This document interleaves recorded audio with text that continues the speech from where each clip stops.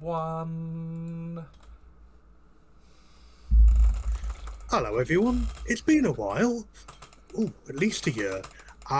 Welcome back to, well, I'm not quite sure what we're going to call ourselves because we haven't assembled anything, but welcome to the beginning of, well, all of you have only ever seen it in writing in terms of how I've spelt it. And that means that you are all expecting me to say Demonwastes. Those who live in Droam call it the Demonwastes because that's actually the correct pronunciation. But being from the eastern civilized lands, Demonwastes is what you know it as. Those of you who are joining us again, fantastic, great to see you. There'll be some new faces here you won't have encountered. So very quickly, I'm going to go around, ask each of you just to say hi, what your name is, who you're playing, and then we're going to go and literally start this brand new adventure. Bless you. Set in Eberron. And for those who aren't aware, any new game in Eberron always starts at the same point in time, which means that those who followed the adventures of the DDC, just at the back of your mind, think that at the very moment that this adventure starts, they are currently in a bar in the capital of Aundair, some several hundred miles to the east, picking a fight with an undead Minotaur as a training exercise. And I can see several people going, "Oh God, I'd forgotten all about that." So we'll start with our host for the evening, Leah. Good evening, everybody. I am Leah. I will be playing the kobold. Oh my God, Griska. my brain just farted. No word. Go. Hey, I'm Mother Mafia. Who's forgotten to breathe? Yeah. And I'm playing Goring, the half orc bard. Moon. Hello, I'm Moon. I am playing One Eye, the Goblin Rogue. Morgan. Hello, I'm Morgan. I'm playing her. No, I'm not playing Hope. Bark. I'm playing Jeek, the Changeling Barbarian. Kate. Hi, I'm Kate. I'm playing Ariana, the Medusan Bard. And last but definitely not least, Chris. Hi, I'm Chris, or Strange. I am playing the Tiefling Warlock, Arcane Ferris. Fantastic. So, you are currently, as you can tell from the map, which hopefully is on the screen, on a train. And I'll come and explain that a little bit more, but just before we went live, I asked everyone to roll initiative. The highest of those was Grazka. So Grazka, you get to pick what seat you take. If you'd like to place yourself on the appropriate bench. So, Tim, quick question: do you want this up on the stream or? Yes, please. Yeah. Okie dokie. Let me just swap that to that one. Lovely. Next in row was Ariana. If you'd like to pick a seat, a bench, either side by whatever window. Lovely. Thank you very much. Next, I've got Arcane Ferris on the 19. I am gonna sit there. Lovely. Next is One Eye. Yeah, I think he's going to sit there, I think, yeah. Okay. And then I have Goink. Well, I'm going to sit with Ariana and we'll be discussing things. Stuff. Yeah. Okay, so you're sitting on a crate on Yeah. the beach. Lovely. And and Jeek. Jeek is going to be sat here. Okay. Again, on a crate rather than the bench. These things here are benches. Oh, I thought they were tables. Sorry. I plopped myself on a bench. Lovely. I mean, crate or table, that's probably a crate. Okay, there are 4 other individuals here. There is a halfling who is going to sit there. There is a dwarf who is going to sit there. There is a half-orc who is going to sit there. And there is a rather nattily dressed goblin who's going to sit there. And I'll come do some descriptions on those shortly. Right. You're all happy? This is your last chance before we get started. Wonderful. Thank you. Nobody's sitting next to anyone else. Absolute. Well, they are. You've got the two bards who are travelling together and seem to have a conversation. This is your immediate observation. So you are watching through the various windows of your carriage as the arid lands of Western Breland are rushing by. They are rolling past, speeding on towards the promise and the riches of Red Rock, this up-and-coming town, this point where, at the moment, this spur of the lightning rail run by House Orion comes to an end. The floor is gently swaying as the carriage is floating above the lightning stones, these stone and crystal conductors, which allow the air elemental that is chained to this this carriage, to this train, to elevate it and project it along at about 4 or 5 times the rate that a person can normally walk. Lightning snaps and crackles across and over the roof and below, and every now and then there's a lightning bite crack outside the window. It never earths to the carriage. It's like little circles that all around, and it's part of that as it's travelling through. Each of you is sitting, as you've already done, on a crate or a box or rough bench that has been put out, and you are in what's basically a converted freight car that is behind the catering car. So these seats basically serve as benches. They are also generally used when this car is being used as a proper freight cart to have things stacked at multiple levels. So it's fairly makeshift, like many things. You have left behind the more settled and established routes. This is a fairly new one that has been set up. It is not one that is extremely profitable, but House Orion will be expecting in time that it may help be a main conduit of trade and commerce and people as the status of these borderlands begins to be resolved one way or other, because while most of the world calls this Western Breland, many of you know that in recent years it has taken on a different name, that of Droam. Droam is a new nation that has sprung up in the aftermath of the great last war that has ravaged this continent, that split up the nation of Galifar into the 5 nations that signed the final treaty.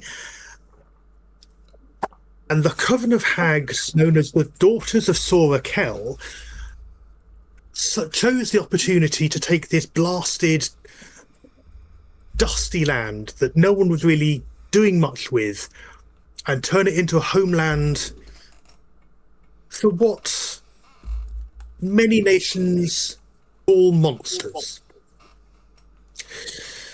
So, as you may have noticed, there's several other people in this passenger carriage. You have a dwarf here who is, as far as you can tell from their dress and attire, some form of stoneworker. He's got heavy overalls. He's got a big workman's bag next to him, and you can see miner's picks and a few other bits of heavy tools sticking out of that. The halfling on the next row back is dressed in a for lack of a better word, a suit. They've got a cheery smile. They've got a sort of a large sort of almost like a samples case with them. That's sort of just tucked slightly under the bench by their foot. You have got an orc woman. So I called them a half orc earlier. An orc woman. She's in a scaled cloak. She's just watching the world go by out the window, not really paying any attention to anyone else. And the goblin, again, in actually quite sort of quite professional, civilized in terms of sort of almost a suit and tie sort of thing. And he's gently scribbling away on a notepad. He sort of seems to be observing the world outside, everyone else, and sort of, just has that kind of inquisitive sort of look of watching the world go by. And then the door at the end opens, and a man steps through. He is wearing the uniform of a House Orion member of staff. He's wearing their livery, which is, again, sort of a tunic, tabard. He's got sort of, he's got trousers and boots. It's sort of practical, but sort of looks neat. It's got the unicorn symbol of House Orion on the breast. But the only thing that's particularly unusual about him is he has sort of in an unsheathed loop at his belt this purple-hued metal dagger. It's got a real pride of place. It's ornately worked, and it's got that thing of it's as much a showpiece of anything else like that. He just sort of stands there, and he looks around, and calls out, "Tickets, please!" and begins to walk over to the dwarf.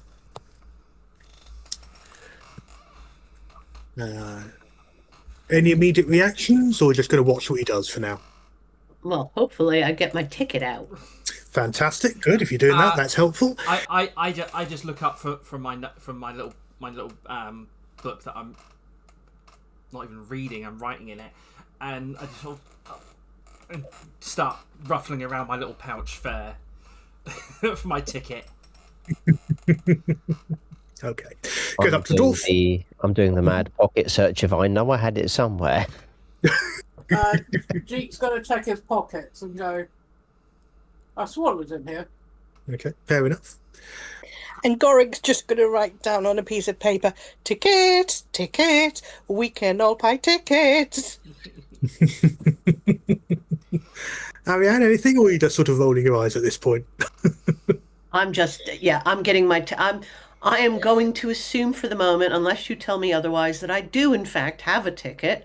Yes. And I sort of say to Goring, aren't you going to get your ticket out? Come on, we bought them together. And I'm just like, "Ticket, ticket, everyone needs tickets." Don't. Not now. The guys approach the dwarf. He says, "Yeah,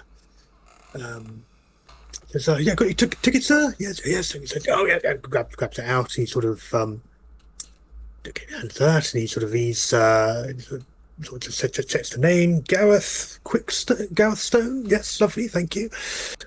Okay, yeah. And how are you doing? Are you travelling for anything? He says, "Oh no, I'm from the area. It's my home. I've got business back there. I've just come back from a convention." "Oh, that's lovely, wonderful. Thank you very much."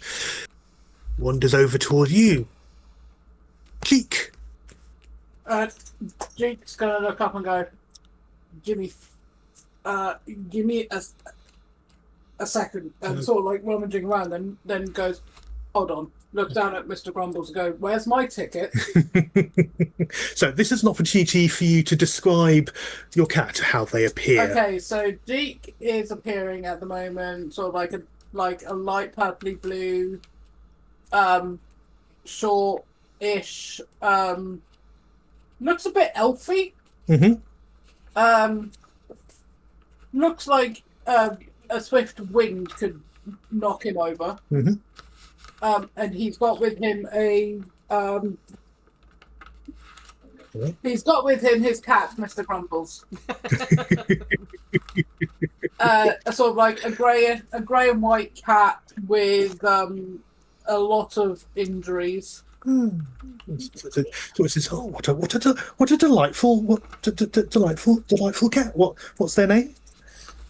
His name is Mr. Grumbles. Wonderful. No, yeah, what's your business in Red Rock? Are you heading there on a holiday, or are you?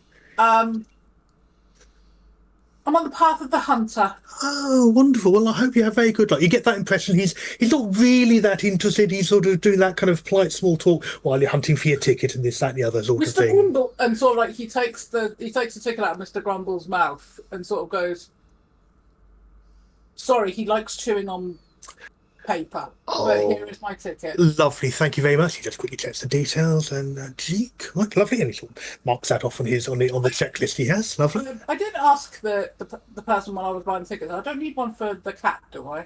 No. You're perfectly fine for that. That's fine. Okay. Okay, lovely, wonderful. Thank you. Enjoy your journey. I'm sure we'll be Stop fine. eating my tickets. Chuckles slightly, moves over towards the halfling and sort of says, "Hi, how are you doing?" And they look up at them and sort of says, "Oh yes, hello, yes, my name is Daff. Yes, what? Oh yes, sorry, here's my ticket. He said, "Oh, lovely, nice to see you. I haven't seen you on this trip before. You come from for business? Oh, I'm from the region, but I've got a new set of wares to sort of take to the apothecary. So yes, no, lovely. Yeah, it's been a while. I went by the Thunder Road last time, but I thought I'd give it a try. Oh, lovely, wonderful. Again, that only half listening to the answer. It's that sort of nodding along and just making them feel happy and so that. It's lovely. Stamps the ticket, notes the name down. Daff Jarasco. Lovely, right? Lovely, wonderful. Takes that down. Comes across to you, Akin Ferris. Still doing the mad Yes, please, sir. pocket hunt. I know I had the damn thing somewhere.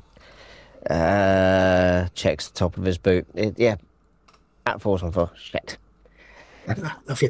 You first time out this way, or you know the area? Something like that. Lovely, wonderful. You sort of you got that. You eventually, presumably, you produce it, or you're still sort of doing the pat down. I produce it and then hand him the ticket, pick up my hat, put it over my horns. Like, damn it. He doesn't seem to be at all phased, which is actually quite unusual for like, especially someone who's just so plainly human. Humans quite often give you sort of quite a strange look. So, in and of itself, him not reacting is quite refreshing. Getting side eye, it's like, Okay. Lovely, there you go. Thank you. Stamps that, and the name Akin Ferris. Is that with one eye or two? one. One eye. Lovely. Thank you. Lovely. Thank you. Thank you very much. Well, enjoy your journey, and I hope whoever you're here for, I hope that goes well. Thank you Across to the Orc woman. Who's said again. Hi, how are you doing? Yes, have you travelled here before? No, I'm not from the area, but I've got family further out in the Shadow Marches, so I'm hoping to make my way through. I think you were saying the Thunder Road matches up where we're at Red Rock and can move on from. Yeah, that's right. Yes, no, the older trade route, the road that's absolutely still in use. Yes, this will just get you there a little bit quicker, but. Yeah, the road will then take you on further into and out the other side. That'd be fine. Yeah, lovely. And that's your, what was the name again? Sorry, Hirad. Right, lovely. Thank you. Roddy, wonderful, fantastic. I shall. Again, she's showing no great interest in indulgence. She's got that sort of look. She's got sight of her. Akin Ferris, could you do an arcane check for me, please? Yep. Wonderful. Nice. You notice they've got a small sort of pin on the collar of their cloak, and you recognise it's quite obscure, but it's a symbol of one of the gatekeeper druid sects, who sort of are largely sort of active between the Eldine Reaches and the Shadow Marches. Nothing particularly worrisome about that. Just sort of one of those. Oh, okay, they're not some travelling warrior. There's actually something else going on there. But just out of curiosity, leave some Sorry, was this the guard or the?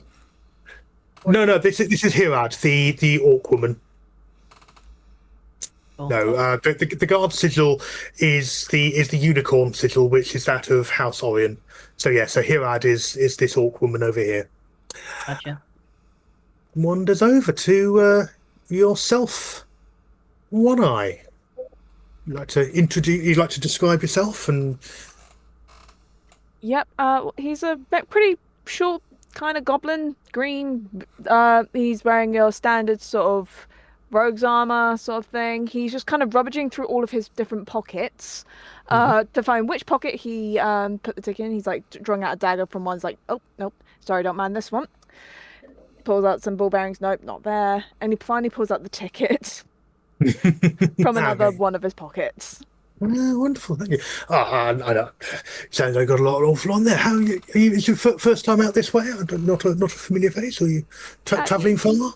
Yes, I haven't really been this way. I travel quite a lot. I'm here on business. Wonderful. Well, I hope you find what you're looking for. I hope you have a wonderful time. And if you are travelling back on this route, please, hopefully, you'll come join us back here on the Westward Cascade.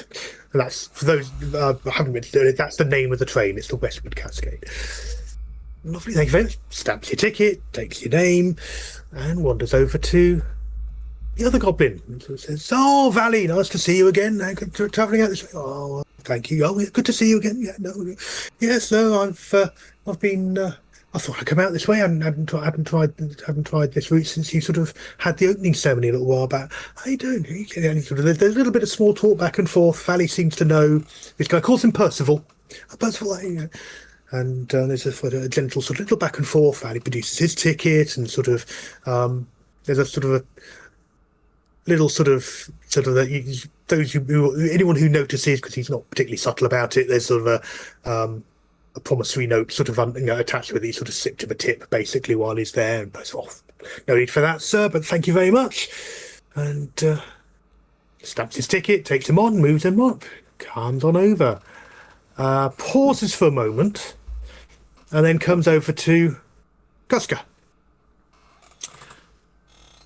Hello, and you're looking at the manifest. What's your name? Sorry. Hi, I'm Gladka. Guska, nice to meet. Oh yes, I see you on the manifest. Lovely. Tickets, please. Yeah. As you watch as she sort of dips her hand in this, what looks like a small pouch, but her hand just keeps going. And also, aha! And hands it. So, for those that don't know, Grazka is a kobold, very much almost morning suit, with a ruffled necktie, and she's got heavily made up eyes, but she wears this really sort of bad toupee. It's made to look like hair.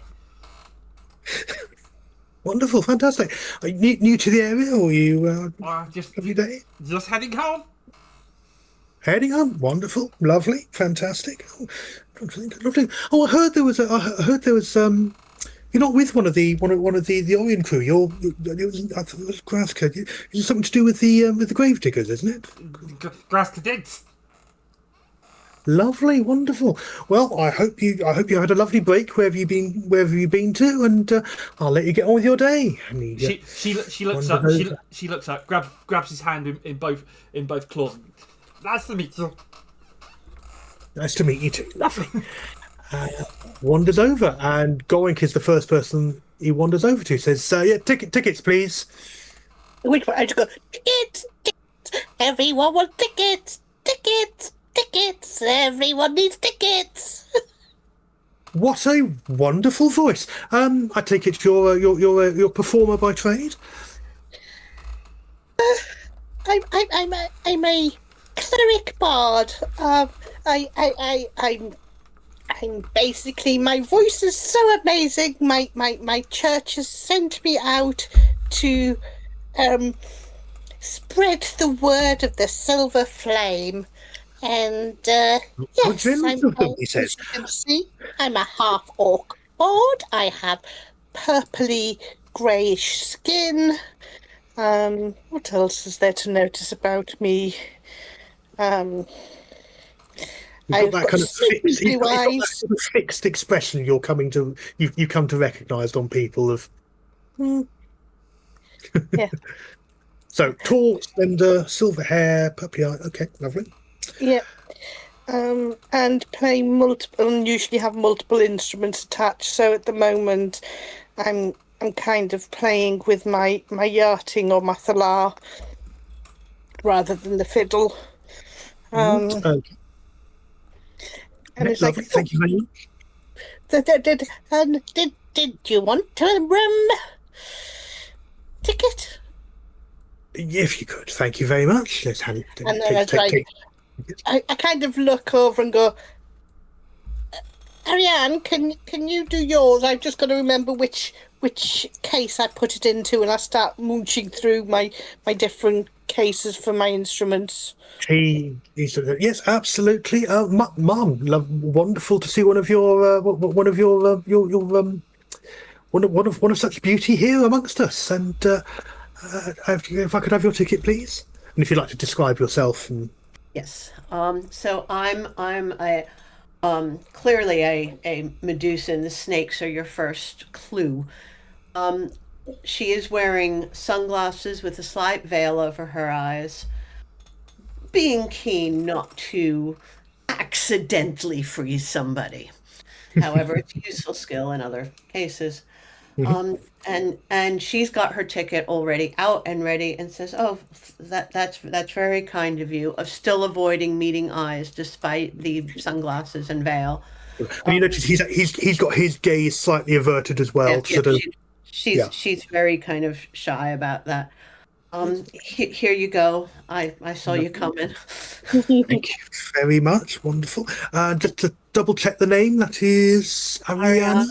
Fantastic. I'll just mark you there.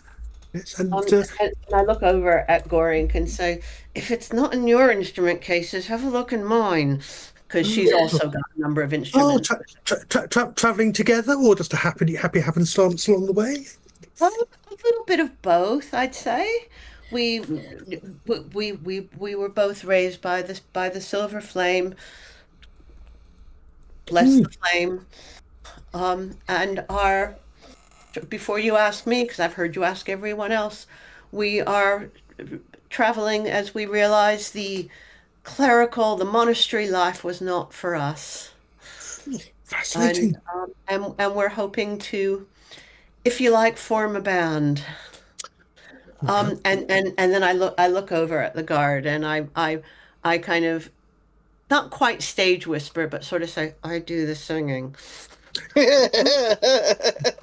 At which point you go, Well, I'm sure your voice is as wonderful as your appearance, and I hope you both have a wonderful career. I do hear that there are two places in Red Rock where you might be able to make some coin performing. There is, of course, the Golden Dragon. The franchise has made its way out there, but there's also the Crown, which is more the locals tend to be there rather than travellers. So there you are. There's a couple of possibilities there that you might be able to find somewhere to perform if you don't go to any of the camps, wherever, if you're staying in Red Rock for a while. How are you doing with the ticket there, Mark? Sir? Sorry? and I kind of go and ram it in the face and go, tickets, everyone needs tickets. Lovely. One eye, could you... This is Ariana's reaction, just like, I love her dearly, but seriously. Wow. Here is definitely a thing. But singing is fun. It raises everybody's mood. We all got to sing. And now One eye, could you make a perception check for me, please? All right. Yep. Enough. Let's save it for the performances, shall we? Lovely. One eye, you spot that Valley is making copious notes in his notebook. He's fascinated by this exchange, and he's sort of getting on that. Anyway, so yeah, Percival, he takes the ticket. Sorry, what's the name again? Gorink. I think you're the last person on the. Lovely, fantastic, wonderful. Well, good luck, folks. I need to go back and go back attend to the engine and just make certain that nothing's sort of cropping up on the way. If you need anything, then do come through either through to the catering room, catering car. But beyond that, I'll be sort of in the I'll be in the engine room, sort of just making certain that everything's going to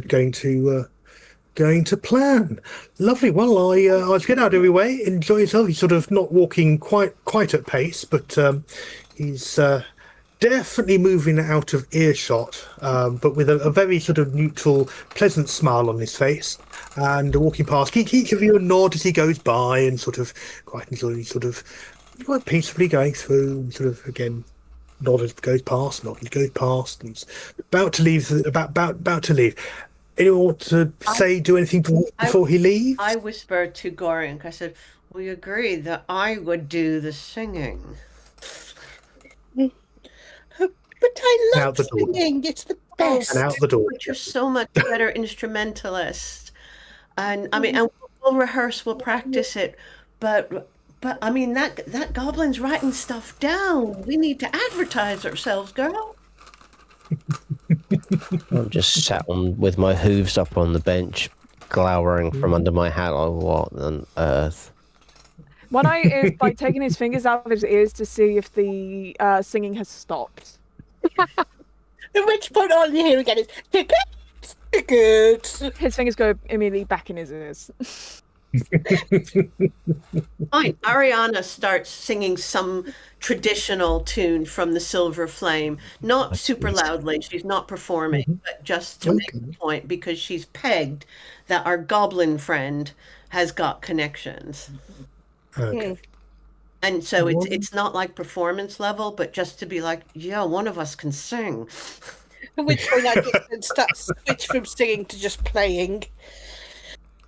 Okay. Out of it, because I know you're not. You just said you're not doing a full-on performance, but could you both make a performance roll for me, please?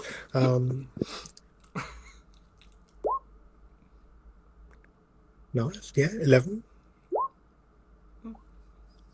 Okay. Yeah. So as you said, you're not. Yeah, but nice one. Yeah, 11. So you both pitched quite nicely. Yeah, I mean. We're not trying to do it, we're it's as if we're practicing, you're jamming. Yeah, you're jamming, you're carrying the tunes, but you're in key, you're in time. It's actually, there are people who would quite happily throw a couple of coins if you were just casually sitting in the corner of a bar playing this. It's sort of so you're going with the kind of the more kind of religious. Sort of a quiet psalm or something, or I just went with the first song I could think of, having pegged Something's Up with Valley, and this is a slight cheat because, of course, I do know who he is. But having pegged that Something's Gone with Valley, I thought we don't want the first impression of us as bards to be ticket. It's like Trevor.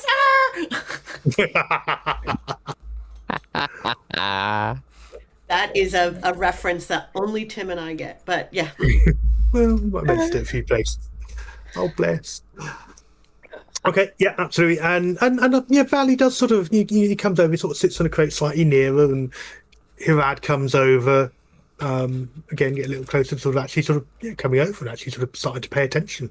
Daff, not so much. Gareth, not so much. Anyone else coming over to listen, or you staying where you are? Grazka's there. She's slowly just sort of drifting off. I'm sat with my back to the window, hooves on the bench, hat pulled down, trying to sleep. Okay. Jeek is current like listening to like the religious like Silver Flame stuff, is just sort of like just mumbling under his breath, going, "Sovereign host is much better. We will not make it a scene." One of the jollier ones. Think Lord of the Dance rather than you're all buggered.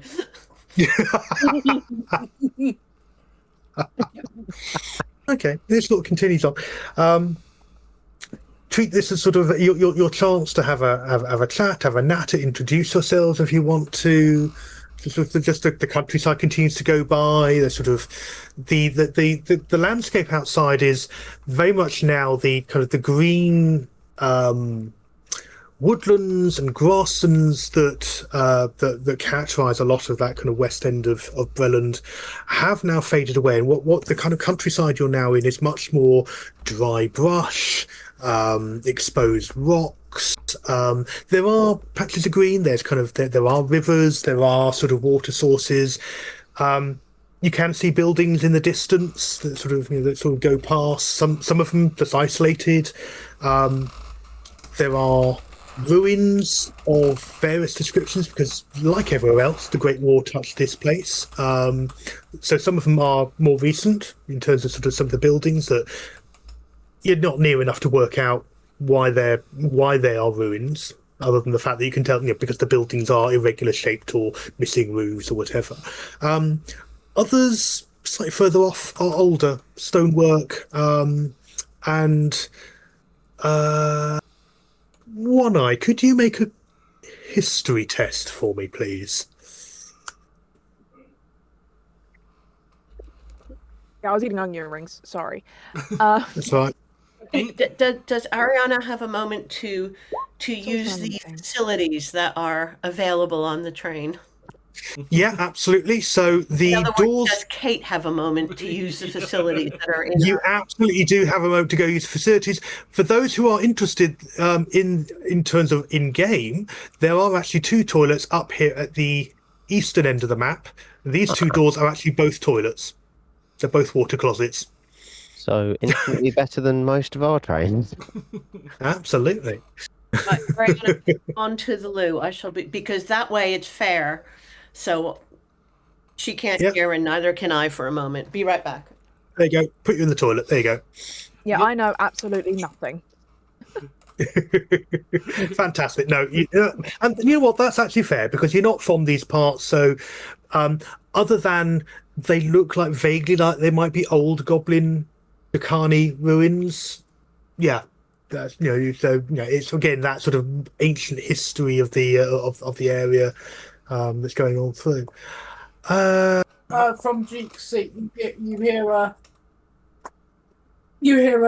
bit of a, not really a yelp, but a bit of a squawk, and sort of like Jeek going, "Mr. Grumbles, no, stop!" And Jeek gets up and runs down after Mr. Grumbles. Yeah, okay. He's got the handle of one of his hand axes and is literally just running down. Pelting down the middle of the down towards the bards. Yep, absolutely. And Jeek's like, no, give me So Mr. Grumbles. Yeah, so this cat is an amazing mix of battle scars, notched ears, muscle. It's a big old kind of Maine Coon sized. So it's like a big, it's like Maine Coon sized. Half of its fur is missing. It's got it basically looks like it's been through the mill. And it's currently dragging a hand axe behind it. Sort of got the handle. It's sort of the weight of it is there, but it's dragging it along determinedly. Why? God only knows. Maybe it likes the sparks along the metal plates along the base. Jeek's running behind. If I see that, I'm looking up going, that is a big ass fucked up cat. So basically, his trench coat is like flying behind him like a cape, and he goes, "Mr. Grumbles, we've spoken about this. It's not. You're not even a dog. You're not supposed to be playing fetch. Give me back my." Okay, move yourself down roughly near Valley. I would say in the time that you've. So here, As I hear that, Grazka stands up, jumps in, runs to the middle of the carriage, and goes, "Stop, cat!" Make an animal handling check. This is going to be great because I don't think I've got anything. No, wrong one. is this going to be the first missing limb by cat? I don't know. This might actually. Oh, Okay, so Mr. 10, okay. So Mr. Grumble sort of takes one look at you, drops the hand axe, and immediately pelts in the direction and full zoomies mode towards One Eye. One Eye, you have a chance to react. What are you doing? In his absolute sheer panic, he's gonna kind of like open his arms out to try and catch the cat. Okay, make an animal handling roll. Oh no. This is great because I've got +0 in my animal handling. 6. 6. So Mr. Grumbles pays no attention to your offer of outstretched hands. Runs past you, swipes at your ankle to get you to shift out the way. It doesn't do any damage, but you've got a nice sort of new scratch in the on the toe of your boot, and he dives, meets up against the wall, and scrams immediately back down towards Goink. I'm going to find a cat icon. Bear with me just one moment because this is hilarious. In this moment, Jigsaw picked up his hand axe, has wiped the gruel off it, and gone. I have what a cat. Ariana has come out of the loo and is wondering what the heck is going on. There is a cat currently with full-on zoomies that has so far dragged a hand axe halfway down the coach, being with Jeek in close pursuit. Grazka, you come out just in time to see Grazka step out to go, cat, stop. Cat drops the axe, runs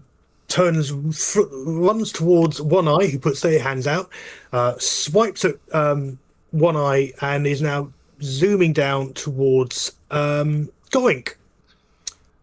Well, that I see the cat swipe at One Eye, and as the overzealous, what I've learned, I go over to One Eye, I pull out a tape measure and start measuring. So Ariana, that's what you've just walked out to at this point. I'm just kind of looking at the Can cat. I do something? Oh, sorry. You can, yes. Muttering under my breath, I paid full price for a ticket. I'm in a boxcar and it's a zoo. The fuck? And I'm just looking at this cat hurtling towards me going, I don't know what to do. It looks possessed. I do prestidigitation. Yeah. Spell prestige of some, and I create a, I make a small mark like, oh, I don't know, that of a laser pointer in front of the cat and jiggle it around a little bit to try to get it to stay more or less in one place. You know what? Given the universal nature of cats, yes. Anything in particular that you're playing it up against? The window, the floor, the box, someone? Where is the cat at the moment? We don't have a cat icon. I do actually. It's very small, but it's where I'm pinging them out. Oh, right, okay. Up against the, right around that. The idea being to keep it there, so up against, say, the window or the side of the bench where the cat is more or less. So I'm guessing this cat is Mr. Grumbles. Oh yeah. Mr. Grumbles is. So just around here. There, I've just moved it. So there you are. Oh, where is he? So that is a tiny cat. Yeah. Bing. So I do it, say, here, so that it will go over here, and then hopefully, the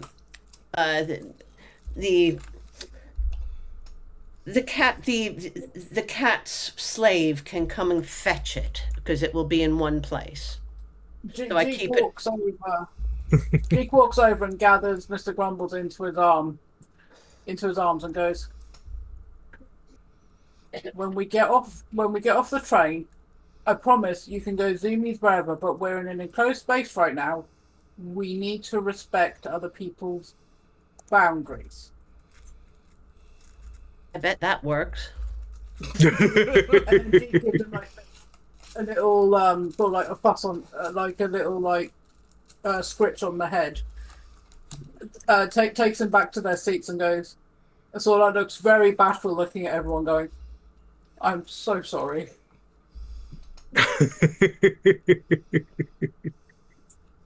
Ariana goes back to her seat once all that's calmed down. Yeah, relative calm. Where's relative- One Eye? Here. Currently, window. currently being Yeah. measured for a wooden overcoat.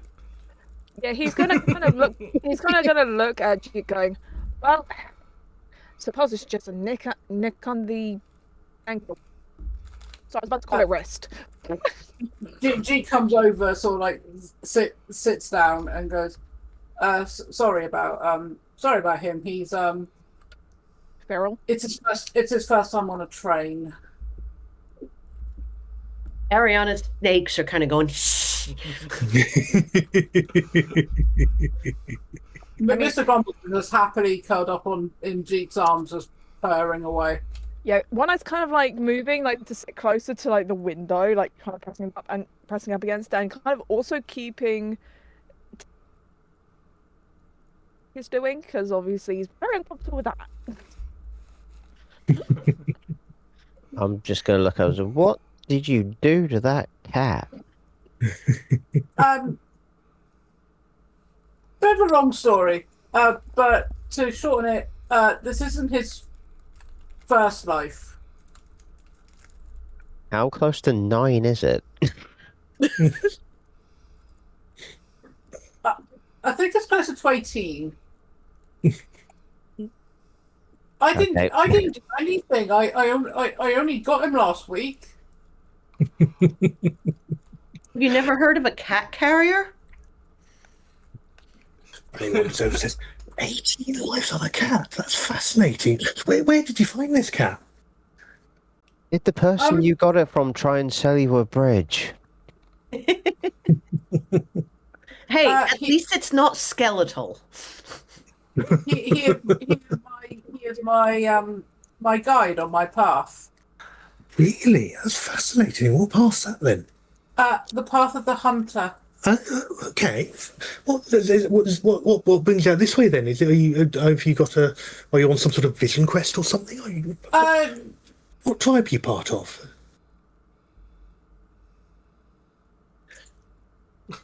Morgan, we didn't hear any of that.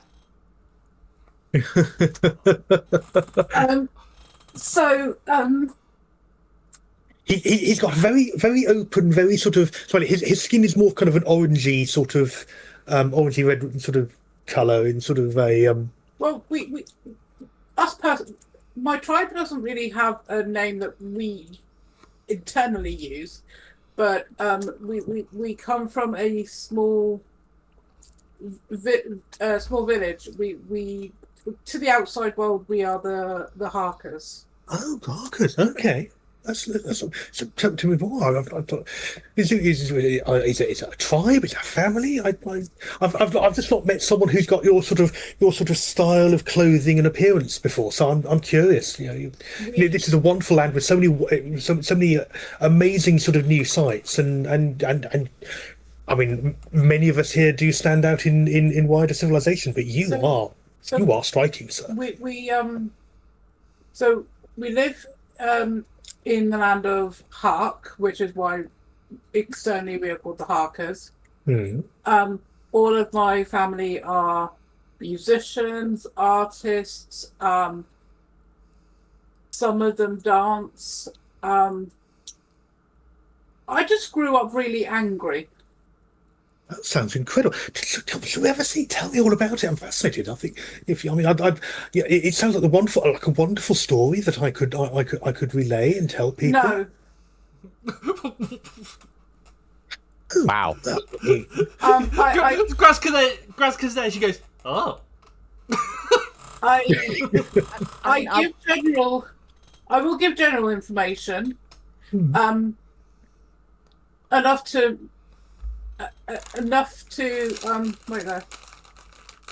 Enough to appease people, but I do not give any more that could that could upset those back home. Oh, perfectly understand that. And then he goes, oof, because Mr. Grumbles has just jumped into his arms and is now sitting sort of semi-curled over and purring gently in his ear, quite loudly. I mean, if you're going So to, and he's now distracted by the, oh my God, because the cat's, not quite as big as he is, but he's quite small himself. Oh, my goodness, wow, what an incredible aroma. So yes, well, I shan't probe any more than you're comfortable with. Do you want to? He seems to like me, but Jeek plucks Mr. Grumbles off and whispers something to him. Yeah.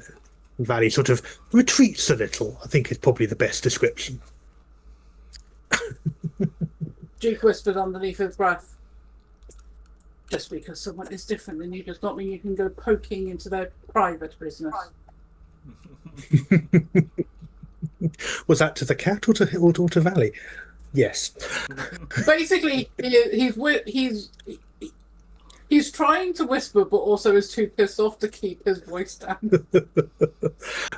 So the measuring up for the wooden overcoat doesn't take particularly long. One eye isn't that big. Any conversation taking part between the two of you while you're doing this? I mean, I can't imagine One Eye sort of not saying something about a kobold with a piece of string making notes. he's kind of trying to shoo her away, kind of like again, kind of like if an animal comes up to you and you're eating food and you're kind of trying to shoo him away. That's kind of what he's trying to do right now. But like in a polite way, it's like, ma'am, please stop. Personal space. Yeah. So I've been told about this before. So I'm so sorry. When you're done there, my name is Graska. And she just sort of backs away, back towards her seat. But you do get the measurements. Yeah, but in her book, she's got all your measurements.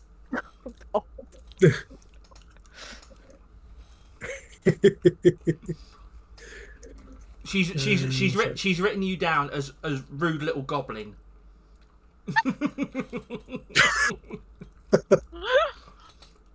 Well,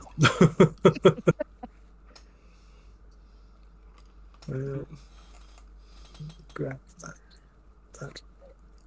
There. At that point, Jeek looks over at One Eye and goes, I don't look that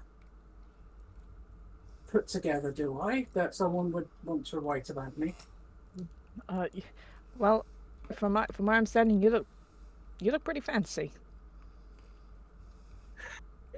In Ferris, could you make a perception check for me, please? Oh, yes, indeedy.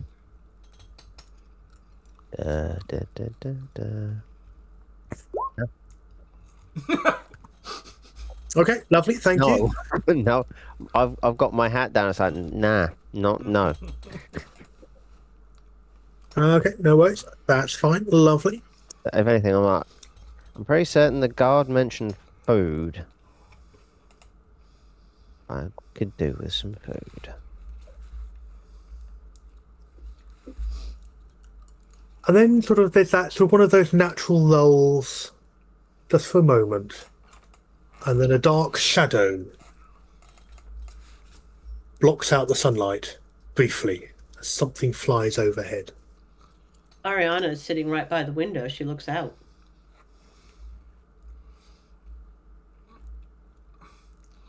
Suddenly, there is a loud crunch as the north side window explodes inward, showering the passengers with fragments of glass. So, anyone who is on that north side of the carriage, please make a dexterity saving throw, please.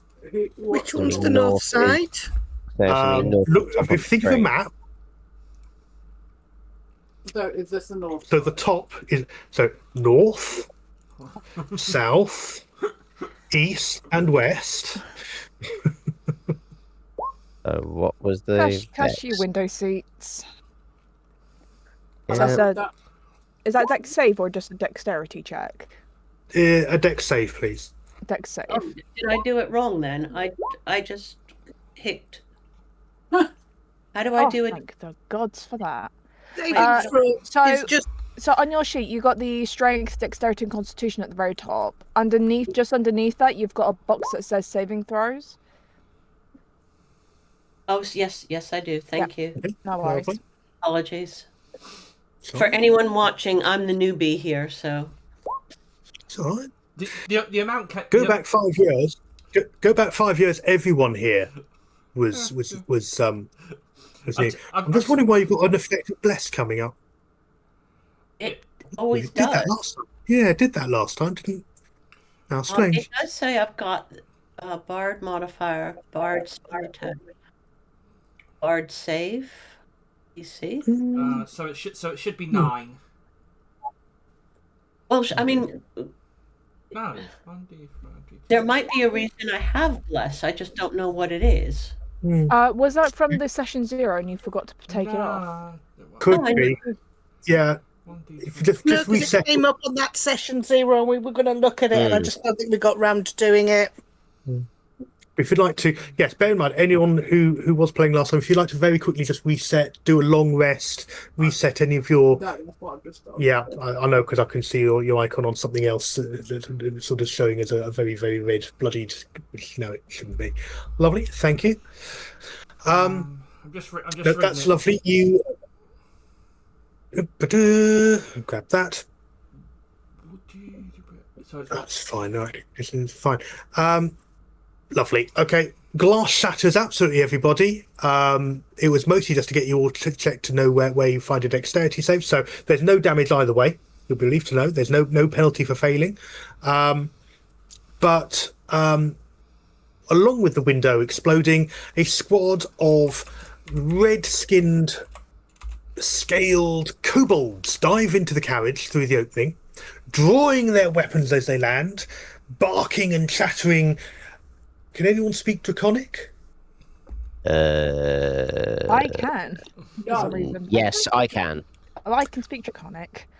Yeah, Right. I can. Those of you who understand Draconic, hear them cry, "Father Stonevice!" barking and chattering as they move against you in a frenzy. And having unloaded those marauders, a giant bat, which is what was blocking out the sunlight, flaps back out into the open air with a fourth kobold on the back who's starting to whip up a sling. So I'm going to ask you all to roll initiative, please. Sorry, what was it they said? Did they say Papa's Vice? Papa's Stone Vice? For the stone vice. Oh, For the stone vice. thank you. Voice. Voice. Oh, voice. I was close. It's just because I was doing with that sort of cackly sort of face like that. Yeah, that's why I thought it was Papa's Stone Vice, and I'm like, wait, what is this? You have to be very careful at this point because things you come up with like that, I tend to write down. So there will almost certainly now be some sort of Nurgle-esque Papa Stonevice that will almost certainly appear in some form of way, shape, or form. Oh yeah. Right. So initiative, yes, please. You'll need to obviously click on your character because it's not coming through on the combat tracker that I've just. Yeah. Sorry, I forgot to click on me. Should I redo it? If you could, please, yeah. You literally as they come through the window, all you hear is Grat go. Right, nothing's coming through on the combat tracker, just to be helpful. So, Akin Ferris, what have you got? I got. Where is it? 9. gone? 9. Yeah, I've got a 9. Okay, got a 9. Jeek, what's your initiative? A total of 3. 3. Wow. Oh, Grazka, wow. what is your initiative? Mine is a grand total of 5. 5. Lovely. One Eye, what is your initiative? Well, if you're doing it manually, I'll say the first one that I did because I tried to do it again without clicking on token. If you're doing it manually, I initially got a 7. 7. Okay. Goink. I got a dirty 20. Lovely. Nicely Fantastic. done. And Ariana. 12. Lovely. Right. What were we supposed to do to make that work? You should have yourself on the Roll20 screen, have your icon highlighted, and then on your character sheet, click the initiative. I did that. It wasn't doing it on my game either. It hasn't passed you through, but No. that's okay. It didn't do it on mine either the other day. So Okay, so obviously they're still playing around with the API. Well, the good news is, on 20, Goink goes first. Give me just one moment to reveal the little treasures that have come to say hello. Slayer Dawkins. Pokemon battle music plays in my head. I can play battle music if we want it, but I think at the moment, just while we're getting used to it. I've got the image of the Final Fantasy, the original Final Fantasy. Yeah, okay. You can definitely playing a lot of Final Fantasy VI. I just have the battle music from that game in my head. Lovely. Right. So, as you can see, I've changed the icons of windows on that north side to being open to represent the fact that they've all smashed. Goink, you have the initiative. So I'm going to go for this one here. Okay. What are And you I'm gonna do? going to go for Vicious Mockery. So I need a wisdom saving throw of 13, please. Okay, and what are you saying to them? I'm going to say, your mother is so ugly, you had to fly away. Your mother is so ugly, you couldn't go away. This is going to be chaos. Let's see what that passes through, if anything. I've rolled a 13. Right, What thing? What okay. You needed a 13, so you unleash a string of insults, must succeed on a wisdom saving throw, take 1d6 psychic damage next So you throw. save. So it looks like how he just saves. It's just save. So yeah, looks at you with sort of. You're not quite really that adept at reading kobold facial expressions. Confusion is probably the nearest. That was not the sort of thing. So that's your main attack, which I think is a can do whatever the casting type that was. Any movement or bonus actions? If that wasn't a bonus action, that was being done as. What are you doing? Yeah, no, I'm not going to do that. But what I will do is... Yeah, no, that's it. That's all I'm going to do for now. Okay. Actually, I lie. I'm going to jump behind this here. So I can hide behind the thing. Yeah. You can hide Okay. behind me, basically. Right. Kobold's turn. Right, well, I'll start with the ones at the end here. So the first one closes on the dwarf. On good old Gareth. The second one starts scrambling towards Akenferus. Yeah. Third one,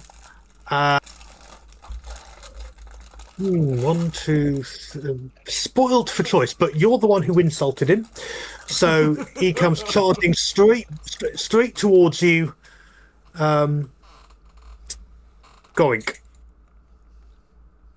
5, 10.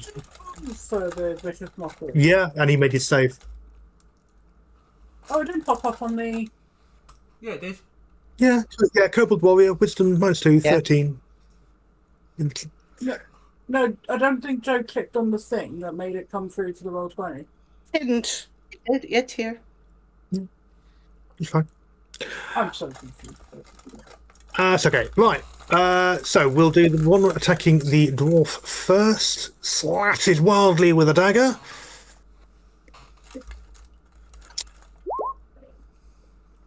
And rolls a. For some reason, that's done the dagger damage, but not the. That's done the dagger damage, not the actual roll to attack. That's a good start. Let's try that again. The actual roll to hit is a hit. God. Yay. Stabs Gareth through the heart. crumples to the floor in a spreading pool of blood. The one attacking Akinferus Oh no. rolls to hit. Let's see what happens. Rolls a 17. Is Yep. that a hit? That'll do it. Okay. They do.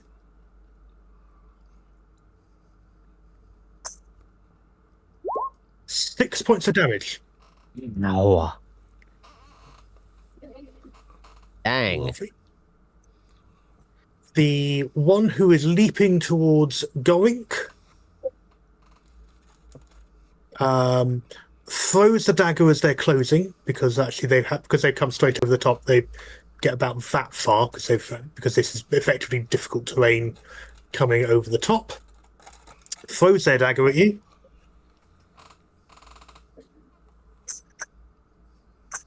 And misses completely. It sort of goes thunk and sort of basically hits the kind of the makeshift bench made of the crates that you've literally just ducked behind. Yeah. And the fourth one on the bat. Let's see who's near the windows. Akinferus has been to One Eye. You are nearest, so it's going to have a quick attempt to hit you with a sling stone, which also misses completely, and pings off the crate right next to you. So that one there bounces off that and skitters off harmlessly elsewhere. Ariana, you are up next. Okay, as my main attack, I will try Grey Gaze on. Okay. Well, Grey Gaze is a bonus attack, isn't it, for me? It is, yeah. Bonus action, Yes. yeah. Okay, but I can do that first, right? And then If you want, yeah. yeah. So I'll do Grey Gaze on this guy here. Okay. Um, What does he need to save? Good question. He needs Constitution 14. Is that Okay. Yeah, that sounds right. Let me roll the die and let's see what happens. Rolls a 4. So your gaze does damage him. How much damage does he take? Do you want to roll? Yeah, I will roll as soon as I figure out how to do that. Here we go. Oof, 4 points of necrotic damage. So the effect, you basically presumably you take your glasses off or lift your glasses like a Cyclops style. Okay. Yeah. Like this. There's fantastic. So there's no visible effect for you lot, but basically he peers at you and you sort of move to interpose, so you're staring straight into his eyes, and his skin begins to flake and crack and turn to sort of stone-like material, but the flesh underneath is still moving, and that's what is causing flaking and cracking and almost sort of chunks of skin and flesh starting to fall away and sort of solidify in different patches. It's sort of like patches that aren't quite sort of matching up, but screams in absolute agony at the effect of your gaze. Very, very badly hurt by that already. What are you doing as your main action? I am going to I can make as my main action. Oh crap, I'll just use a dagger on him. Okay, go for it. Roll to hit. Yeah, oh yeah, absolutely. Right next to you. He's sort of clambering over the packing cases and it's sort of literally coming towards you. You can. It's done that enlarged and blessed thing again, which is really weird. Well, you and I can go through it tomorrow and figure out what's going on. But I have no idea what I actually rolled. There we go. 14. Which is what you need. So fantastic. Roll damage. And that'll be without the enlarged, so it'll be 6. Yeah, 6. Yeah, 6 points of damage. Yeah. I'm trying to break it down as well. Yeah, it's a bit more helpfully sort of done. Let me have a quick look at see what's going on with. while I'm here, view. It's really, really strange. There's no active conditions or anything. It might be an option that's been clicked by accident. Yeah. I'll have a look at the D20. Maybe it's just worth looking at something in your character sheet. Maybe it's something to do with your race. I don't see it. Yeah. It says I have no saving throw modifiers. Anything in your features and traits, like in your species traits? It says So I'm just flicking through now. you can inspire, you can cast spells, you're a monstrosity, you can read and write serpentine and goblin. I'm medium sized, I walk normally. I can see in the dark a bit or in dim light. I have proficiency in intimidation, gray gaze, Medusa's gift, additional ability score increase. You can choose whether to increase a score. Feats, There's nothing obvious. There's no active condition on the character sheet. How bizarre! I'll do a dig on it at some point, and we'll see if we can work out what's going on. Anyway, that 6 points of damage is enough to end them as a threat. Describe your killing blow. I'm using, because I'm close enough. I'm using a dagger, a nice black dagger, whatever. And because I'm a little bit panicked, and she doesn't consider herself especially strong, but not only does she just go in almost wildly, but the snakes are also doing their thing through her veil. Yeah. And they're pretty pissed off, and she's just like almost like and absolutely catch him on the way that he's already sort of racked by the pain of what the damage your gaze has caused. Leaves him wide open, has no defenses, and your wild strike just hits him right in the neck. And crumples to the floor, blood spurting all over the floor, dies dead instantly. And she's just like leaning against the bulkhead for a minute, and then kind of looking around, getting herself ready for the next 6 seconds. I kind of look up at Ariana and go, "Yay, you killed someone!" Arcane Ferris, it is your turn. I'm looking down at the little fuck that just cut me up and just, you scary little piece of shit, and fire an Eldritch Blast. Go for it. A beam of black fire comes out the end of his finger. Lovely. Arcane Ferris, 12. You miss. He's able to sort of being a small and scrappy thing, literally sort of manages to sort of almost kind of falls in the process, but sort of the blast goes wild, sort of just past him. No other effect. That's your main attack. Any movement or bonus actions? Because if I move, he's gonna fucking cut me. Could do, but then again, he might not. Where's my? It's that risk. If you stay still, he almost certainly will. Yeah.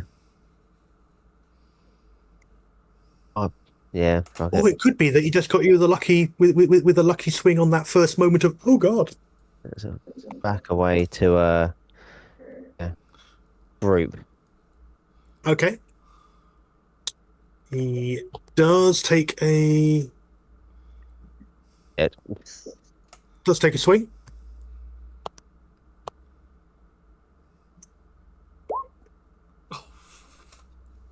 Oof. Ow! The fuck? And does 3 points of piercing damage. Shit. Ow. Ow. Yeah, not fun. One Eye, you're up. Yep. Okay, so seeing as that dude is still up, I'm going to probably do a bad move considering Actually, no. Like 5, 10, 15, 20, 25, 30. Yeah, I'm going to do a bad move, and I'm going to try and, like, vault over the benches and stuff to try and get to this dude here by, like, trying to vault over the crate. Or can I jump on the crate to... You can. So let's say make an acrobatics roll. If you are successful, you have no movement penalty for difficult terrain. Okay, so acrobatics. Yes, please. 10. 10. That's enough. That's all you needed. Okay, Literally what you needed. 10, 15. So if I try to do that, so do I need to make another one to hop up on No, top I'm just going to sort of you sort of literally a series of cartwheels and flips. How have you? I mean, describe. Just you've got those periods there. Okay. Basically, how I'm imagining it is basically he's kind of like up like 1 foot after the other, like 1 hop, 2 hop, and then kind of like just like hopping between them all. Yeah, sure. Pretty much the way I imagine it. Lovely. And he's going to attack. I'm assuming because obviously it's not been attacked before, it's going to be regular attack. It is, yeah. Let's see. Right, dagger. So that's 9. I'm assuming is not a hit. 9 is a miss, I'm afraid. Yeah.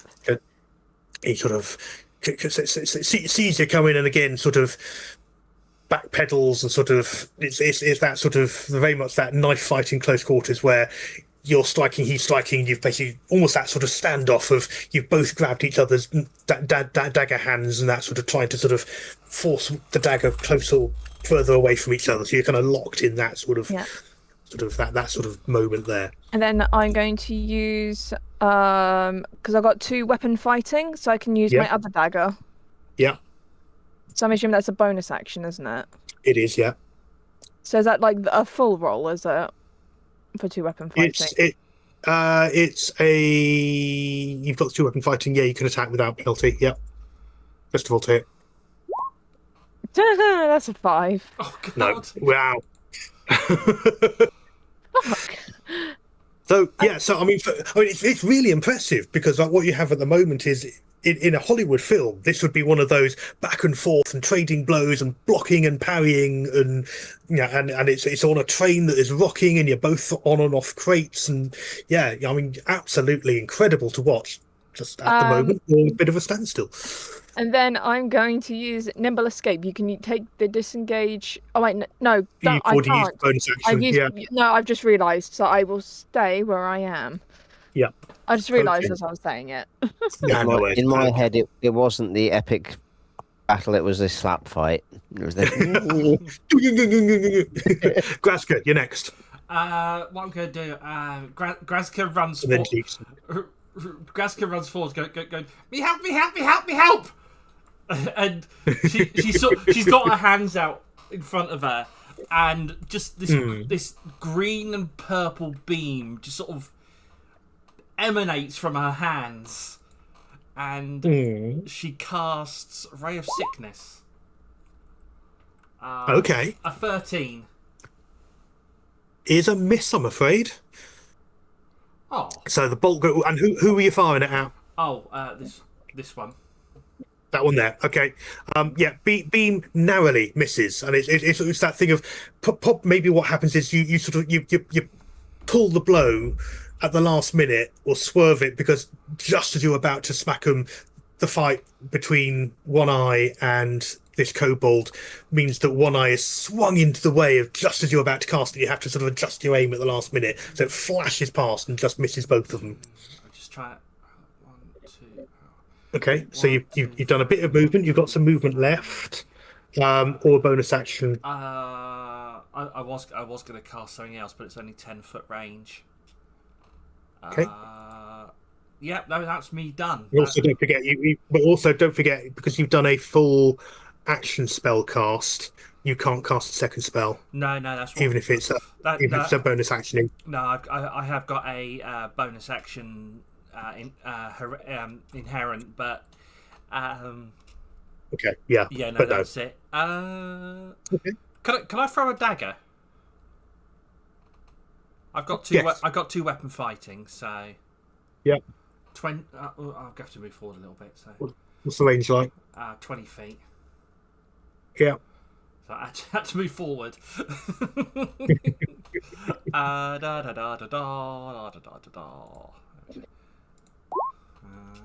13 again. Fuck's sake. It's also a miss, I'm afraid. Again, that sort of basically hits again, sort of sticks in or bounces slightly out of one of the crates in this sort of this epic slap fight battle. However you want to characterize it, One Eye. Is it a slap fight or is it a cool knife fight? I want to say it's a cool knife fight. I imagine it's one of those, like, you know how in the head it's like, you know, the kids when they're imagining like, oh, it's an epic battle, and then it's actually like the sibling squabble. I think it might probably be that. It's like between One Eye and the kobold, it's like this epic battle between them of skill and wits, but to everyone else it's just it's two very small people battling at each other. Yeah. But still, there is skill taking place there. You are very evenly matched. Jeek, your turn. Jeek's going to Jeek's gonna plop Mr. Grumbles on the floor. Mm-hmm. Whisper, hide.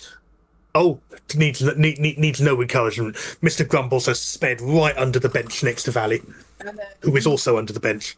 He's gonna jump off. He's gonna jump from one bench to the other, using the crate in the middle. Yeah. You're going to do that as athletics or acrobatics, or are you just going to take the hit on difficult terrain because it's near enough? It's difficult terrain. Okay, that's fine. And I'm going to take a swing. Okay. With my great axe. One turbo Macarena later. Yeah, absolutely. Sort of overhand, swinging around in a wide circle. As he jumps, he gets his great axe. Yeah. And just sort of full overhead, sort of rain of fire, big axe in the overhead swing, sort of thing. Very much Thor. Okay, fair enough. Well, with an 18, that's a solid hit. So let's see some damage. 7 damage. How do you want to do it? Because that cleaves him straight down the middle. Jeek's literally just gonna jump from the bench to the other bench. So like grabbing his great axe and just goes thud straight through the head. Instant death, just with a single blow, perfectly placed. Maybe even that thing of at that point, One Eye sort of kicks them and they sort of stagger back enough that your blow then comes down, and that's your movement. That's your attack. Bonus action, if any, or are you happy with that result? For a bonus action, Jeek's going to put his great axe back in its thing, and take out a cigar. Fair enough. And then on 0, Daff Jarasco, the halfling, has spent time sort of opening his case, and he pulls out a bottle, which he rolls to you, Akin Ferris. Drink this. Oh yeah. You have it's labelled. He's rolled a potion of healing to you. Thank you. New round. Goink is going first. Right. Can I see from where I'm at if there's anything else going on in here? You can see. You can see the kobold on the giant bat swirling outside. You can also see the kobold at the far end who appears to have killed the dwarven stonemason at the end of the train there. Okay. Right. And you hear a crash from the next car down. Oh, right. Okay. So let me. I have 2 seconds to make a decision, don't I? So I am going to make my way down here to the other place. I'm going to do a bonus action and cast Bardic Inspiration as I pass on Acaferus. Okay. So move yourself up to where you can. Yeah, that's what I'm just trying to measure. Sorry. Right, so move myself to there. Okay. So I'm gonna. What form does your bardic inspiration take? A song, a strum on an instrument? Not a song.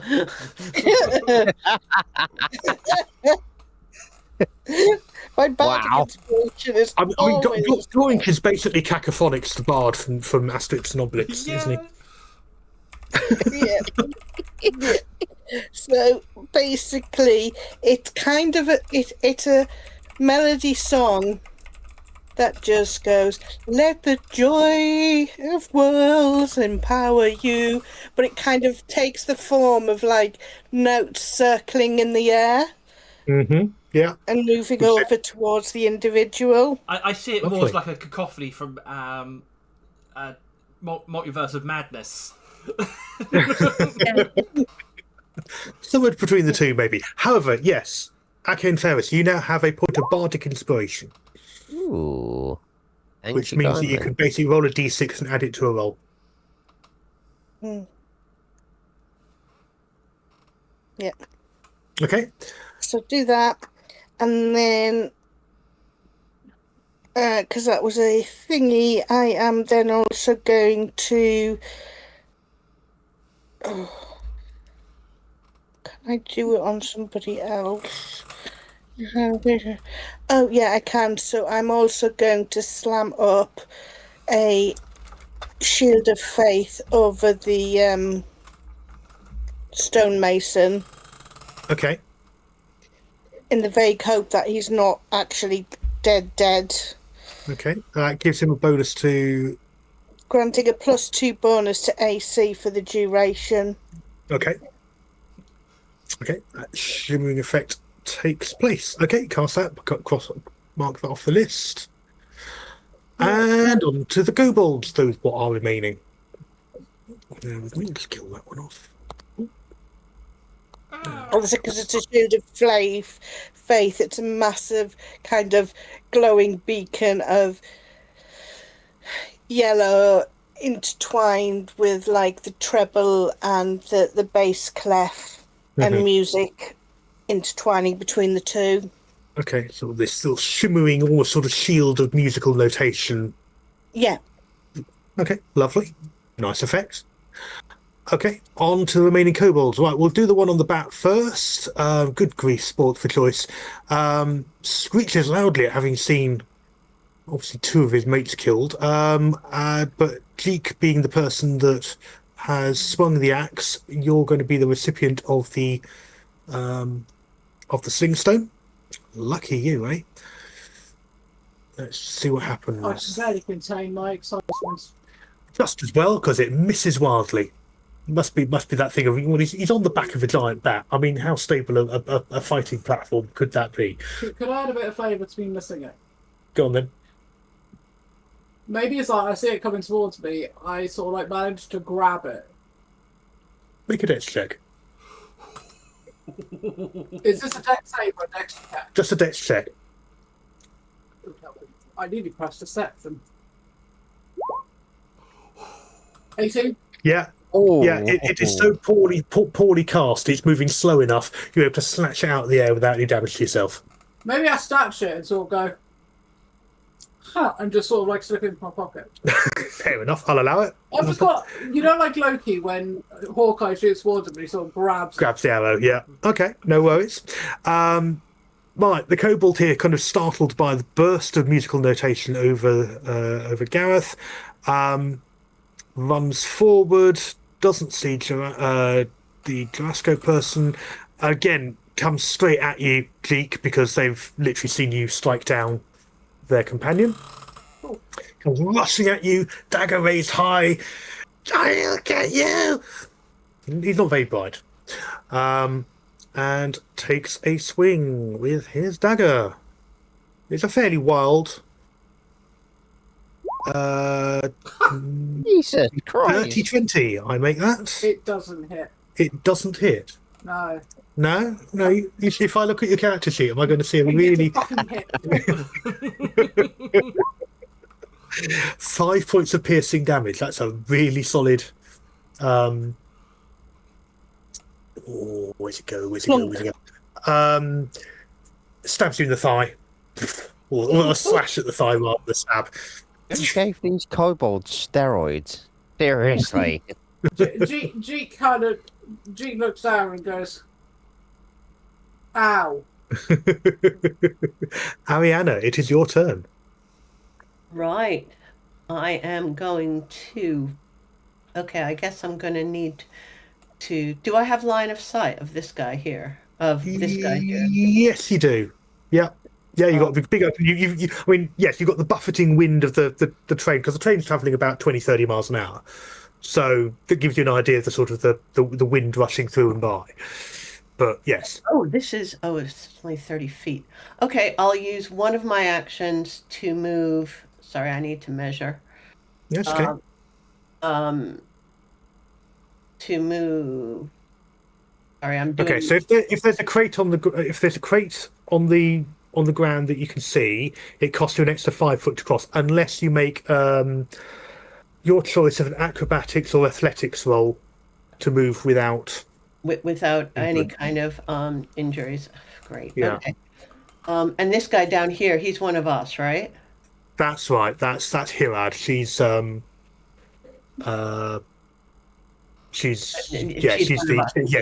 druid. Yeah, but yeah, she's another passenger. Okay, so I'll try to make a roll. I'll go. I'll try to. What I want to do is I can do it by going here first, so I don't have to jump over both the crate and the bench. Yeah. And then up to around, because I need to be 30 feet, so around there. Okay. Yeah. So I need to make a. Your choice of athletics or acrobatics, whichever is a better roll for you. Right, acrobatics it is. Okay.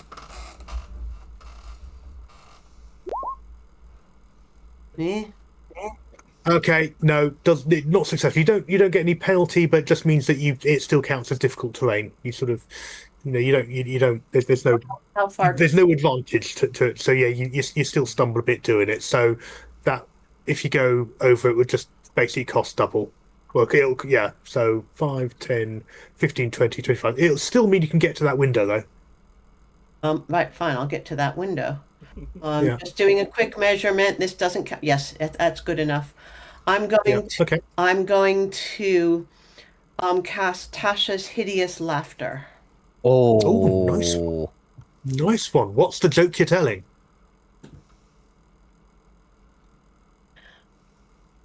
A Medusa, a kobold, and a dwarf walk into a bar. The barman takes one look at them and says, "What, is this some kind of joke?" What do they need to roll to save? 14 on wisdom. A wisdom save. Oh dear. Oh dear. I was waiting for the Medusa said "ow." The other two will. Yeah, that'll come. That'll come. Yeah. So yeah, they've rolled a 3. The magic propels your voice, so wouldn't normally over that rushing wind be anything you could hear, but literally right in his ear, this awful joke, and the magic means he understands it. And he sits bolt upright, stops swinging the thing, and is convulsed with laughter. Now, I believe it means they fall prone, doesn't it? Yes. Yeah, prone. Yeah. Oh dear. Well, you are travelling about 20-30 miles an hour, so he falls immediately off the giant bat.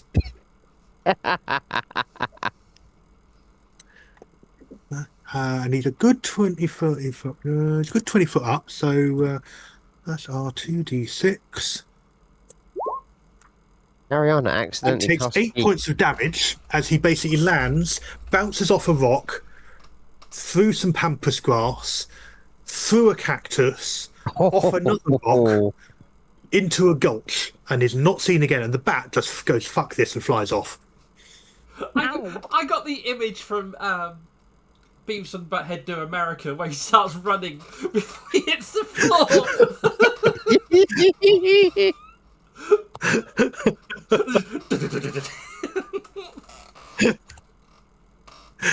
Nicely done. Years later, this I've got to admit, corpse of a her porcupine snakes was are now there. going, woo-hoo. They're doing a little dance.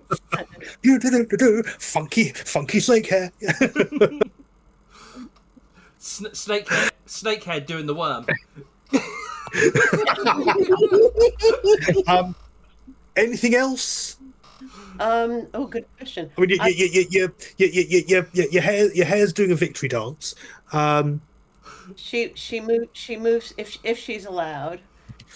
You've got another 5 foot. You've got another 5 foot of motion. She'll just move over here so that she can be primed to either help Where? these guys out. I'm pointing and you can't see me, to either help our friends out, my friend, Yeah. new friends out, or to attack depending on how things go. Okay. Arcane Ferris, it is your turn. You have a potion of healing in your hand. I do. You have a choice. You can spend an action to drink the whole thing, in which case you'll get the full value back. Or you can use a bonus action and take a random die roll. I'll take the bonus action. Okay. So roll 2d4, please.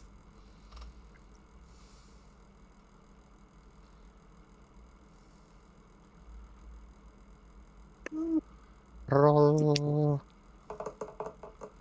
5. That's fine. I'll take that. Did that come? Hasn't come through yet. Oh, has it got? Did it go through on D&D? Oh, let me have a look on the. Let me have a look on the. On the. Let me look on the game log. Yeah, it's come through. It's on the game. It's on the game log. Yeah, 5 points. No problem. Awesome. I'm gonna cast a brief glare at the druid. Now, why the fuck aren't you helping? And Eldritch Blast the little shit that's in front of us.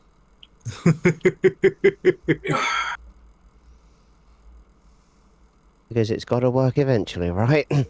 Yeah, absolutely. Roll to hit. Or not. Missed again, but you blow out sort of this scything arc of the flame, and it smashes one of the ever burning lanterns, providing illumination in the cart. Hey, it works. Just a little bit of fun.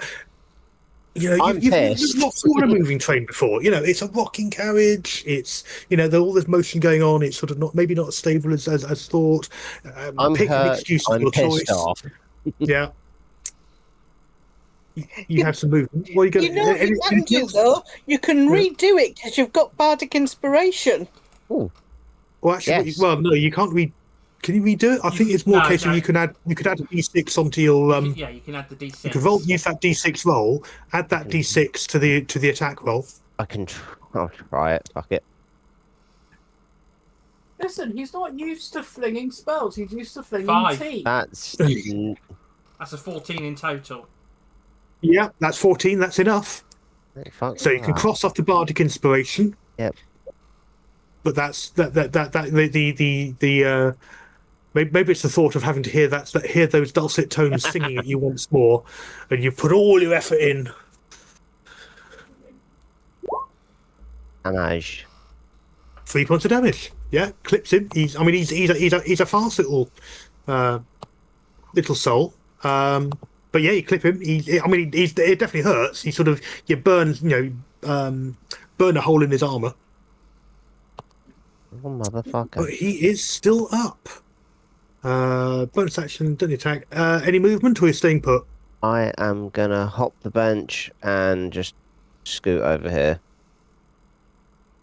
I Yep. am still rather sore. Yeah, no problem. I think discretion and valor and all that. Yeah. Not a problem. One Eye, in that case, it is your turn. Yep. Dangerously close to meeting my patron. Yeah, please don't. This is the first session. I know. It's always trains. Well, in any case, 5 feet of movement, thing in front of Yep. me. Yeah. Stabby time. Stabby. I'm not quite sure why I did that in a Scooby-Doo role, but oh well. I don't know, it's kind of funny. I like it. I missed with an 8. Okay, fair enough. What is So, with yeah, these obviously. rolls? 2 weapon fighting. Oh, hang on, that's got sneak attack. I just realised the effect has sneak. Oh wait, no, just take away sneak attack damage. It's all good. Yeah, So that's that's fine. 20 to hit. It is a hit. Yay. 6 points of yeah, 6 for damage. you automatically. 6 damage. Fantastic. Is absolutely enough. How do you want to do it? Yep. So it's going to be like a sort of. So imagine like Dragon Ball Z, like they're like fighting, like fist fighting, like at record speeds, and then that's one little slow mo. There's a knife straight into the chest. Oh. To everyone else, one eye just kind of slashes through him.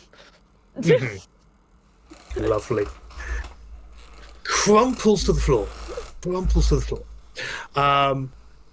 And yeah, absolutely. It's that sort of having doing all that bouncing around and avoiding things and just obviously being clipped, and it must have just slowed him down enough that yes, you finish him off. And there's that brief half second where nothing is trying to kill you. And then there's a crash from the next carriage. Oh, The door opens. The halfling chef from the catering car, who I've got on completely the wrong layer. Bear with me just one moment. Yay! Comes running through, bleeding from various from various cuts, going. Ah! It just comes running through. Takes a full dash action, gets to about there. And through the open door, you can see the next carriage. The door just slamming shut, but you saw grass. You know what? Actually, you're all facing that way anyway. Everyone, make a perception roll, please, and I'll take an average. is this guy alive or dead? Oh no, he's dead. Well, 13, 18, 9. So Grazka not so much.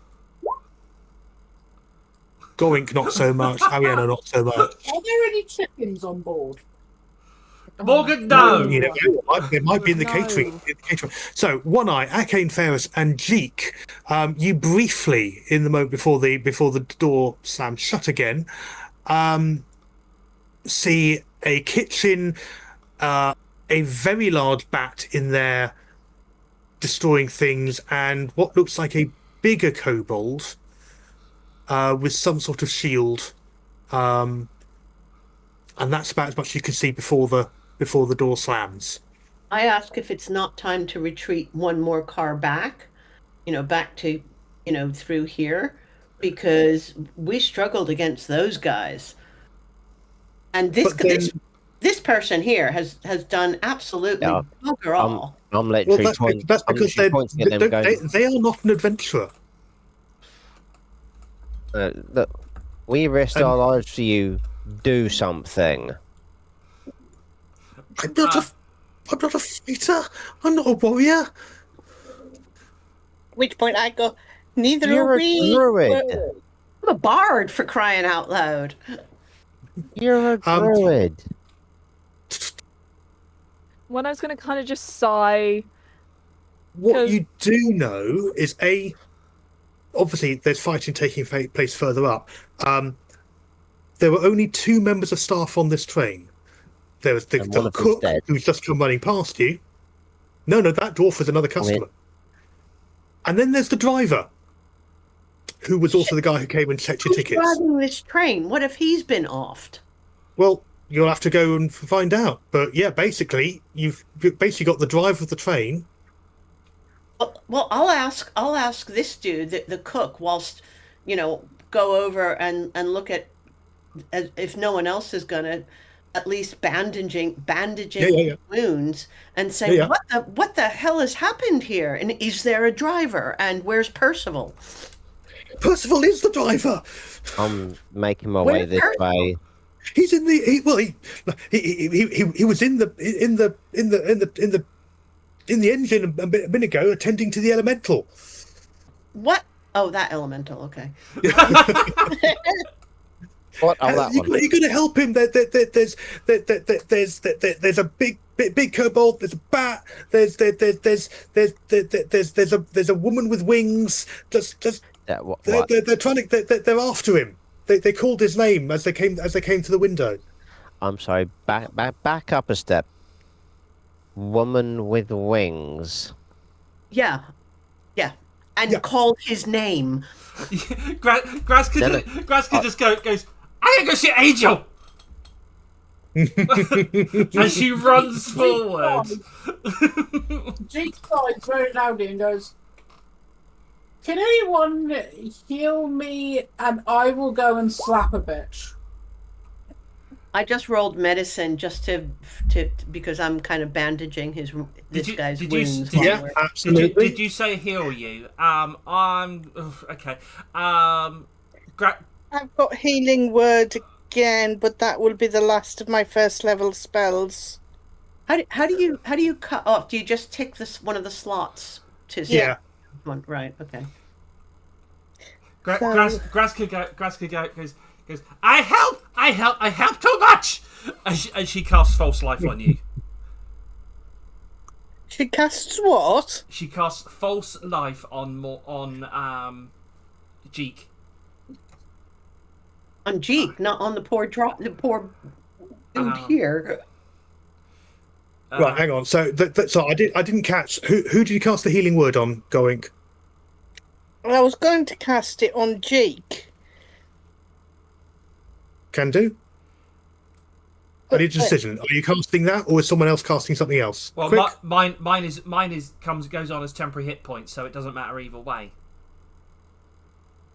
So I'm going to cast it as. So if you cast healing word on Jeek, and then I can cast false life, and that gives extra hit points. Yeah. Okay. And Okay. meanwhile, I'm the only one dealing with this poor guy. He's not dead. He's not dead. Yeah. He's not dead yet. He's fine. There is someone else in here who might be kind of dead. Morgan, you get 6 temporary. This guy. Yeah, let's go over and check this. Okay, very quickly. You can hear loud hammering noises from the and crashing noises from the next car. Yes, Gareth the dwarf is death's door, so a medicine check would probably be a good thing to stabilize him. Yeah. Okay. Quickly, if Jake has just had false life, Nicely done. Yeah, go on. I will do my healing word on. No, we'd already said you'd already said you were casting it on Jeek, and then he's got the false life, which is given extra hit points on top of his maximum. Yeah. So you've already cast your, unless you've got another go at healing word's a cantrip though, isn't it? No, Is it- it's level 1. It's level 1. Okay. And if you've got capacity to cast it again, you can, but Otherwise, we could just use medicine. I've just used my stabilize him. Yeah. Did it work?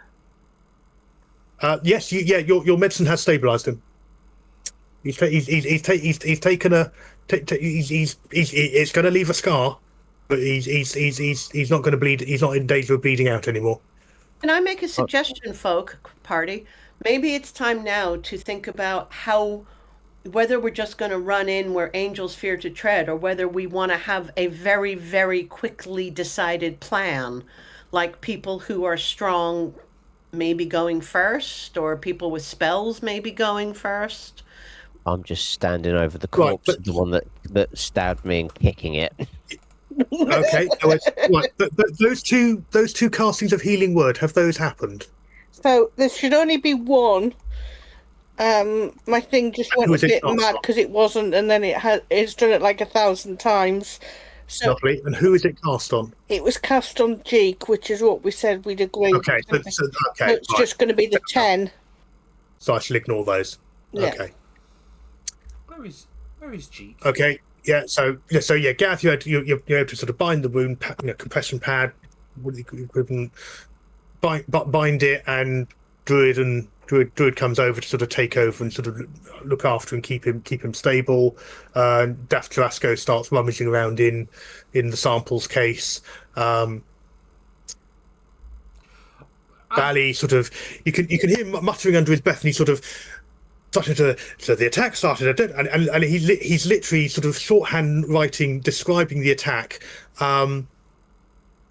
Each of you gets bardic inspiration as he recounts the heroic fight. Wow. Okay.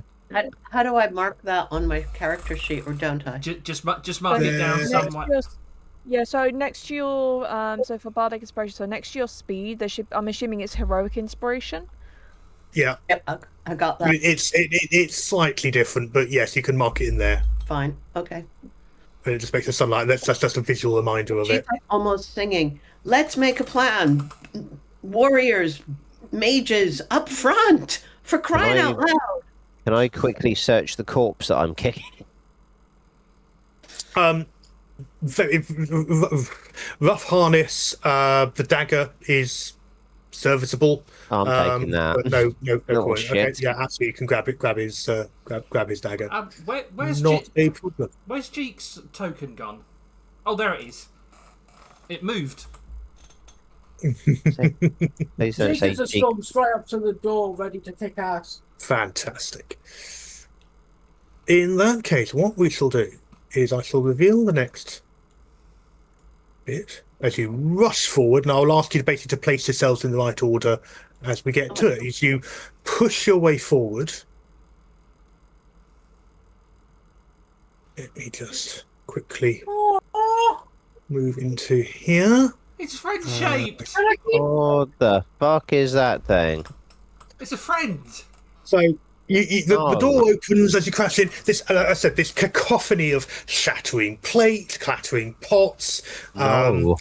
The halfling chef was sort of screamed as it came past. There's wind howling from another broken window, and there's this giant bat gorging on food near an upturned table, ignoring this. In fact, actually, there are a couple of other chefs in here as well. So I'm going to move it there. So basically, there's a couple of halfling chefs in this area, and they're kind of throwing food and utensils at the bat, and it's just totally ignoring this barrage. At the far end of the room, there's a bigger kobold wielding a spear and with a heavy stone shield, and it's defending the iron door at the far end. The shield is shimmering with an eldritch glow. And we'll deal with that at the next episode, because it's 10:30. Yay! So, thank you all very, very much for your time. I haven't looked at anything on the Twitch, so anyone who has joined us, wonderful. Thank you very much for your time. Wow. Well, all aboard, definitely living up to its name. Congratulations on your various weird and wonderful approaches. I think if you're gonna mark an MVP of the session, who are you voting for? Probably Jeek. Jeek. Probably Jeek. Yeah, Jeek. And most entertaining? Gorink. Sorry. Yeah. Wonderful. Thank you. Wonderful. Lovely. So are we all good for this time next week? All good for me. Yeah, it's good for me. Yes. Just a quick double check. Wonderful. Before we wrap up, does MVP mean most valuable plonker? It can do for you, yes. In that case, Leah, thank you very much for allowing me to hijack your stream once more. It's lovely to be back. I'll pass you back over for you to do your wind up, roll up, whatever. Not a roll up, could be a wind up. All yours. Thank you very much. The post amble. Thank you, Tim. It's great session 0, session 1 even. This is how it's going to start. Chaos all the way. Thank you to the new chatters that have been in chat. Thank you for the people that have been stuck around, and you're here for the start of this one, so this should be fun. Thank you, everybody. Thank you for all the players. Take your meds, stay hydrated, and as always, get some sleep. Good night, everybody. Night all. Bye.